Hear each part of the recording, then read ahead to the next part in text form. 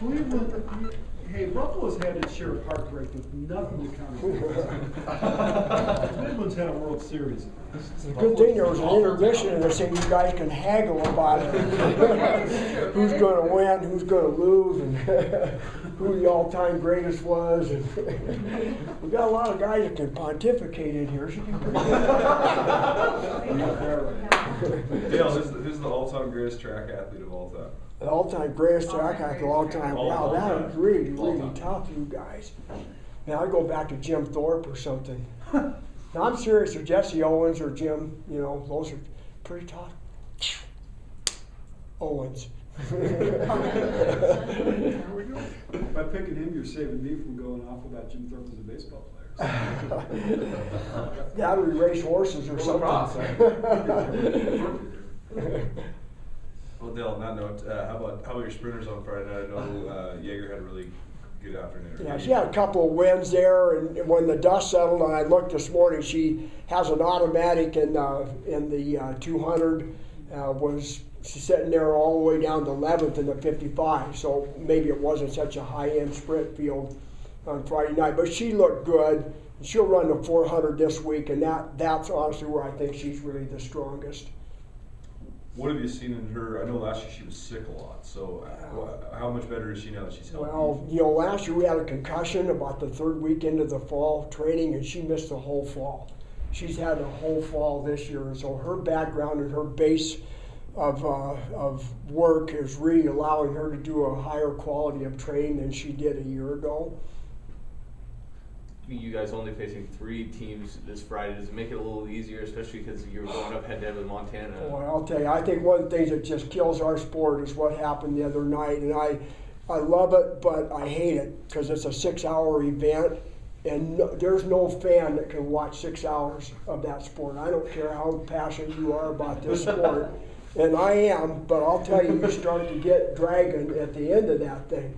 You know, and this I think can be somewhere around a 3-hour track meet. It can be a whole lot of fun to watch something like that. I always say it's a great sport for an ADD person because there's something going on. You can just shift every 3 seconds to something else that's going on down there. So it should be a great night. Idaho State's coming and Montana. We saw a pretty strong Montana team on both men's and women's side. In fact, they had significantly more qualifiers than we did. We wound up with 4 guys with automatics, and the girls have at the end of the 2-week period, the girls have 5 automatic qualifiers and 7 events. So that's the bad news. I think that's the lowest number of autos that I can remember that we've had in a long time in the first meet.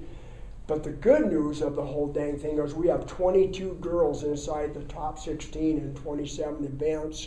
And we have 14 additional guys inside the top 16 and 17 events. So we had kids that maybe didn't qualify, but they're right on the edge of qualifying. This is going to be a great opportunity this weekend to do that. But the thing I love most about this weekend is a team competition. We're going to line up and what can we do collectively as a team.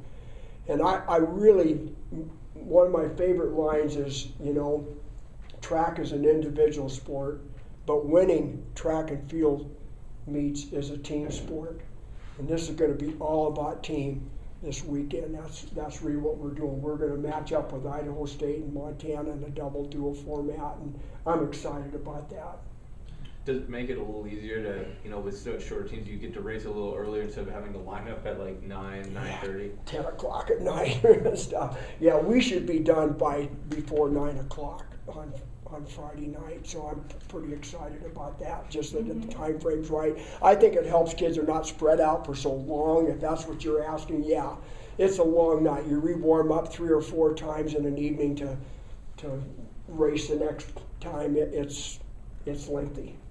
Idaho State, another one of the schools with the indoor facility, so do you use the early season competitions with them as far as gauging yourself since they can train just like you? You know, we can. Idaho State knows there's 3 of us that have facilities now. I don't want to get too futuristic, but this gets interesting, and UND is building a 300-meter oval as we speak right now, Northern Arizona has one, University of Idaho comes in, they've got a 300-meter track. Now we've got 5 indoor tracks, so that's going to be a real plus, I think, for the Big Sky Conference. But certainly Idaho State really has an opportunity to get more ready than a lot of us. And then they compete earlier too. They've already had two meets. Yeah.